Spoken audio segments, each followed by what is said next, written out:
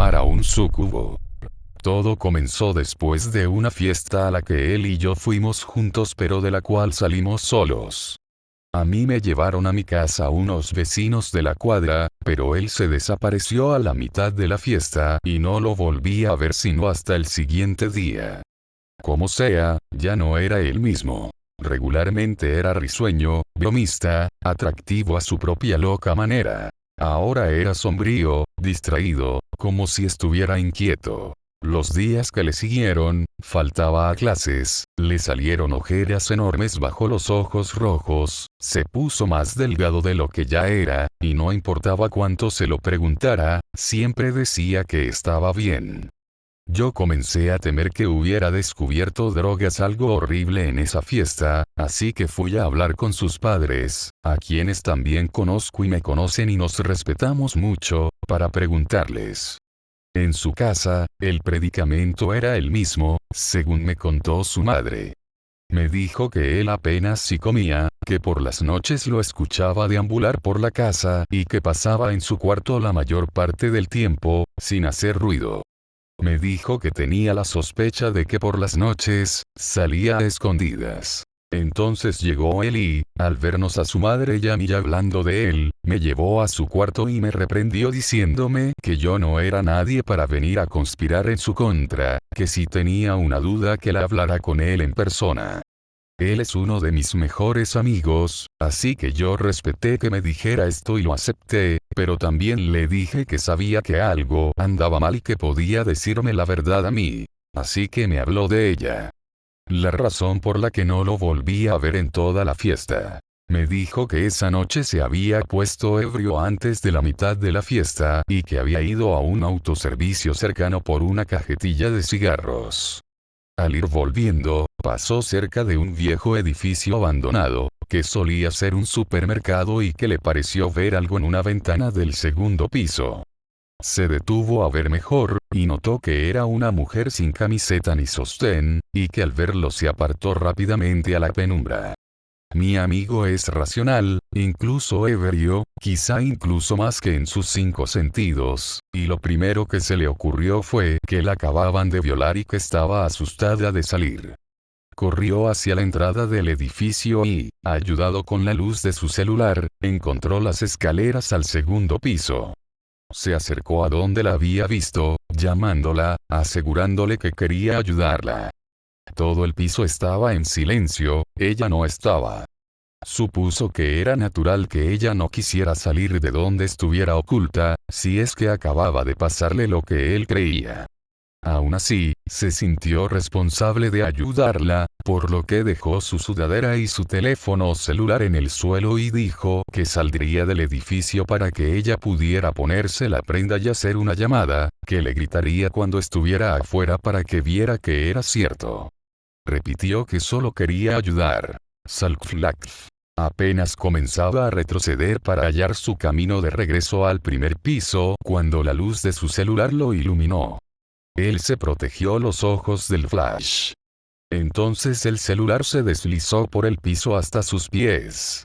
Lo recogió y lo volvió a encender para descubrirla ahí parada frente a él, apenas cubierta por el suéter, cabizbaja y temblando, asustada y tímida, rasgo que lo volvía loco, así como a mí me volvía loco una mujer atrevida. La describió como joven pelirroja de aproximadamente 21 años, ojos cafés, piel clara, labios carnosos, 1,70 de estatura, 10 centímetros menos que él. 10 más que yo, complexión delgada, busto grande, caderas anchas y aparentemente la mujer más sensual que jamás hubiera visto. Él descubrió que quería abrazarla y decirle que todo estaría bien, aunque sabía que no era el lugar ni el momento. Lo correcto era sacarla de ese edificio y llamar a la policía, pero por más que se lo repetía no podía moverse, no quería dejar de mirarla. Puso su mano en la mejilla de la chica e hizo que alzara la cara hacia él, y cuando sus ojos se encontraron, me dijo que casi pierde el equilibrio. Y cuando ella le sonrió, me dijo que lo hizo sentir débil, que no lo pudo evitar. Dejó que su mano, la que no sostenía el celular, se deslizara lentamente hacia el suéter y se lo arrebataran a la muchacha, que no puso ninguna clase de resistencia. Al mirarla de cuerpo entero, se echaron a andar todos sus más oscuros deseos y fantasías como nunca antes había pasado con ninguna de sus anteriores parejas sexuales. Hizo una mueca y se maldijo por haberse distraído al observar la pantalla de su celular frente a él. Dijo que le llamó la atención que, según la pantalla de su cámara, no había nada frente a él. Tan solo estaba su mano con su suéter, y en cuanto vio esto, sintió todo el peso de su prenda colgándole del brazo, pues la chica se había esfumado. Dijo que en ese momento se había asustado tanto que había corrido hasta la salida del edificio y que no fueron sino las náuseas lo que lo detuvieron ya estando afuera. Se torció a vomitar todo el licor que traía encima.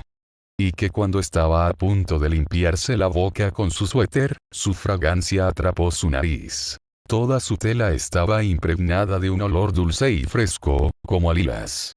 Lo apretó a su nariz para inhalarlo, y que era todo lo que recordaba de esa noche. Me dijo que despertó el día siguiente en su cuarto, con una resaca y sin saber ni cómo había llegado hasta ahí. Se levantó y se acercó a la ventana, y mientras él hacía esto, yo me fijaba en su laptop, en la que había una extraña página abierta llena de signos y pentagramas, típica del buscador Tor, llamada La Purga. Mi amigo abrió las cortinas para dejar ver una bella flor blanca, parecida a un tulipán recién cortado, que estaba en un pequeño frasco con agua. Me dijo que la había encontrado al pie de su puerta, cuando salió de casa para ir a la escuela. Mi madre entra y sale por esa puerta como 10 veces antes de que yo me levante. Cientos de personas caminan frente a esa puerta por las mañanas. ¿Cómo es que nadie la pisó o la recogió?, preguntó. Yo no le supe responder. Me dijo que era la misma fragancia que ella había dejado en su suéter, que esta flor se la había dejado ella a forma de obsequio esa noche, como una ofrenda de amor. Estaba como nueva. No se notaba que tuviera más de un día. En este punto tuve que interrumpirlo para hacerle muchas preguntas, como por ejemplo si alguien había puesto algo en su bebida esa noche, o si sabía de alguien que le quisiera jugar una broma. No tenía duda de que él hubiera sido honesto con respecto a lo que vio, pues siempre tuvo mi confianza. Nunca me había mentido antes, y no había necesidad de que inventara una historia tan erótica para mí, pues yo sabía con qué chicas salía y lo que hacía con ellas. Pero lo que me acababa de contar era demasiado extraño para creer que hubiera pasado de verdad. Esto hizo que él se molestara porque pensaba que yo no le había creído y que se pusiera en un plan imposible. Yo traté de razonar con él. Le dije que quería oler su suéter para ver si era la misma fragancia de la flor, pero él se puso nervioso y me dijo que el suéter ya lo había lavado y que no podía dejarme oler la flor. Le pregunté por qué y él me dijo que nadie más debía oler la flor y que debía permanecer en su ventana en un frasco de agua en todo momento. Al preguntarle que quién le había dicho eso, él se volvió a poner nervioso y agresivo y me dijo que alguien que sí le creía y que no vendría a acusarlo con sus padres, y no importó cuánto tiempo más me pasé queriendo razonar, de ese plan ya no lo saqué. Para él, yo ya no era seguro. Terminé enfadándome y salí de su casa.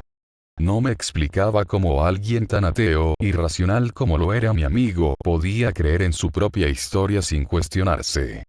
Aunque también me llamó la atención escucharlo hablar de esa alucinación en el edificio y de ese alguien que le había dicho qué hacer con la flor que supuestamente ella le había obsequiado.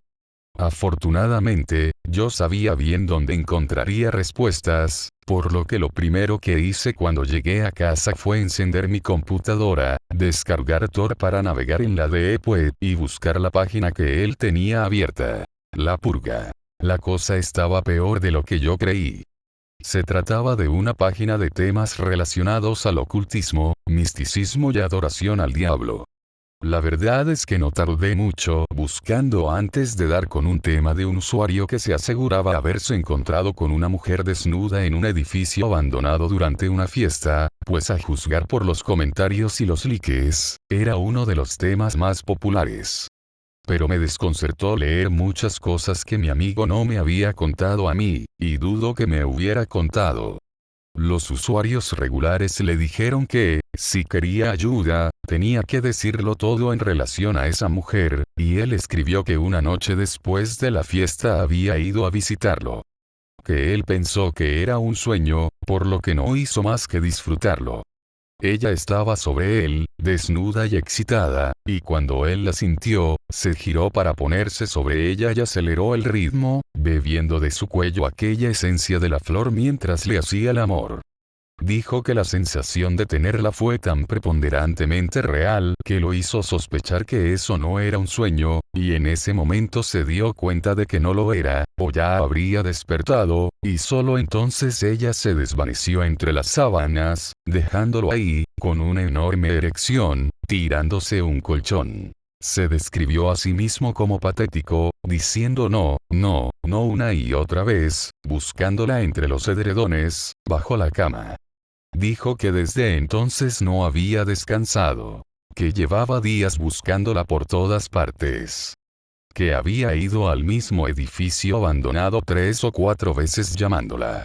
Entonces ellos le aconsejaron lo de la flor y que se mantuviera en contacto exclusivamente por esa página para que ellos pudieran ayudarle a reunirse con ella, pero que lo mantuviera en secreto. Lo que viste es un súcubo, le explicó un usuario que parecía una especie de superior de ese blog.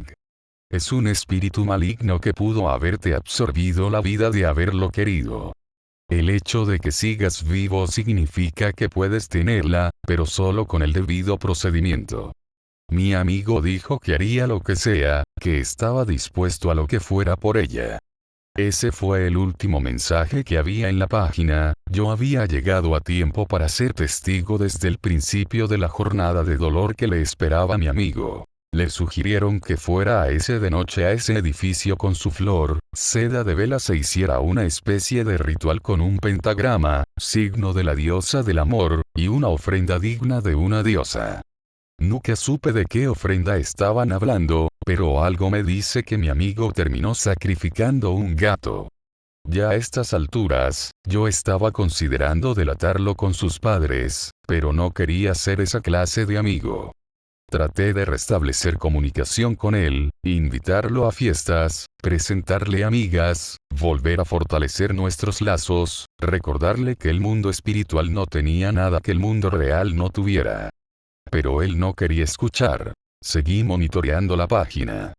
Publicó que el ritual no había dado resultado, porque no la había vuelto a ver y se estaba desesperando, pero ellos lo reprendieron diciéndole que ese era un rasgo inaceptable para cualquiera que quisiera contactar con los muertos, ya que algunos tardaban años antes de poder comunicarse con los demonios.